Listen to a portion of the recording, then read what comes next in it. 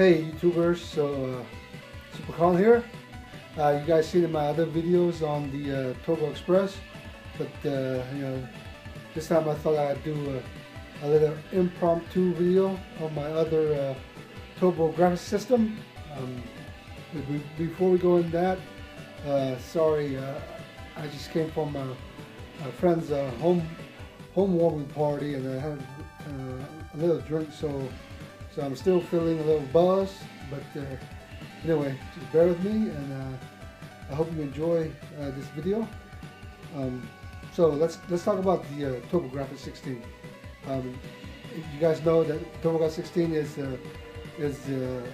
one of my favorite systems. I mean, it holds a special place in my heart. We got our first Turbografx 16 system around 1990 or 91, I can't remember. At the time, we had the original NES 8-bit system. My aunt, she bought that for us for Christmas, I think around 1989. So that was when I started seeing the Turbografx commercial, the one with the legendary axe. You know what I'm talking about. But anyway, so I think around 1990, 91, I can't remember. I was in a 7th grade at the time, and I was looking for the next generation console, and for some reason, Turbografx appealed to me. I thought it looked slick. I liked the game card, the format it came in, the size of a credit card, and I saw the Turbo Express also on the ads, and I was drawn to it. So I talked my brothers into it, and we begged our fathers for one. So around Christmas time, again, this is, I think I was in 7th grade. So around Christmas time, or sometime in December, we went to Montgomery Ward's and picked up the Turbografx 16 for $19.99. It came with a Keith Courage, as they say, history ever since. So that's why the Turbografx has a special place in my heart. Anyway, I'm going to show you some of my other systems that I have. I did a few mods to it. Nothing too spectacular. Just simple mods. Anyway, let's see what I got. Thanks. Bye. So this first system here, if you guys don't know, is the PCEngine, which is the Japanese version of the Turbografx 16. The PCEngine was released in 1987, and in 1988 they came up with the CD-ROM. So this is the PCEngine with the CD-ROM 2 attachment and the IFU interface.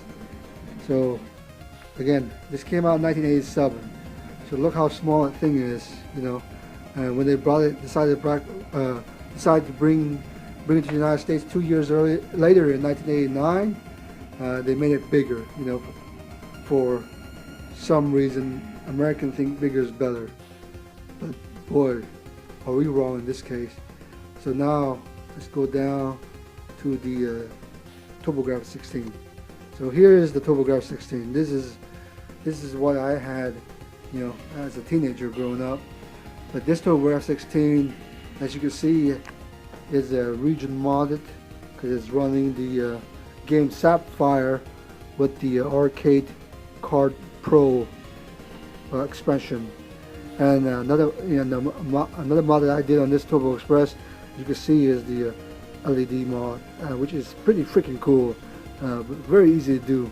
I don't know why they didn't originally thought of this when they released the Turbografx, because when you turn it on, there's no LCD whatsoever. So all you have is this orange sticker. So if you get no power, you don't know if it's really on or not. So the LCD mod is a nice touch. And I also have the CD dock and the Turbografx CD attached to it. So right now, as you can see, I'm running Sapphire. This is not an original copy. This is a boot.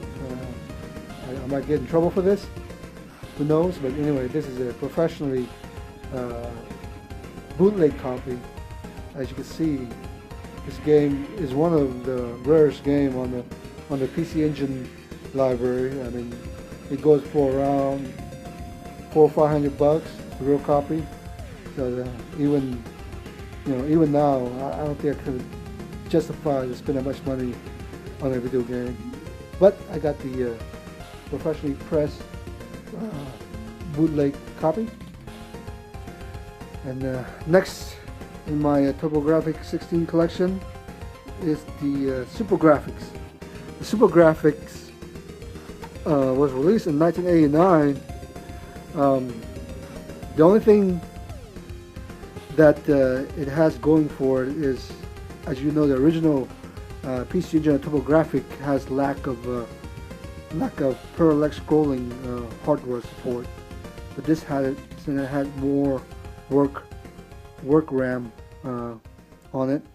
The Turbografx 16 had a bad rep because it had an 8-bit CPU, but what people don't realize is that even though it had an 8-bit CPU, the clock speed, the processing speed, was comparable to the Sega Genesis at 7 point, I don't remember the exact number of megahertz, but it also had 1.7 megahertz, switchable by software. So again, I don't understand why people think this is such an underpowered system when clearly it's not. So anyway, back to the Turbografx. Turbografx has the additional hardware support for parallax scrolling, but at the same time, the Turbografx can also pull parallax scrolling off with some software trickery, just like what you see in Gear Zonk, Superstar Soldier, and Soldier Blade. But the Turbografx only had, I think, 5 games that was made exclusively to use the extra hardware power on it. It had Super Golden Ghost, 1943, Battle Ace, Darius Plus, which is compatible for both the PC-Engine and the Turbografx with enhanced graphic. And the one game that is worth getting the Turbografx for is this game right here, Aldines. This is a really kick butt, since I can't say the other word, shooting game. Very, very fantastic soundtrack. So this reason alone, this game alone is worth getting the Turbografx on. So here it is. Next up is my Turbo Dual. This Turbo Dual has the only the original model on it. This is one of the first models I ever did on the system. It has a push button region switch. And if you guys are wondering what this is a client's Turbo Dual system. I just replaced the capacitor. Still have issue with the memory save problem. Replaced the super capacitor, which act as a battery for the memory save feature. It still didn't solve the problem, so I ordered the RAM, the IC right here that you see, and I wait on that.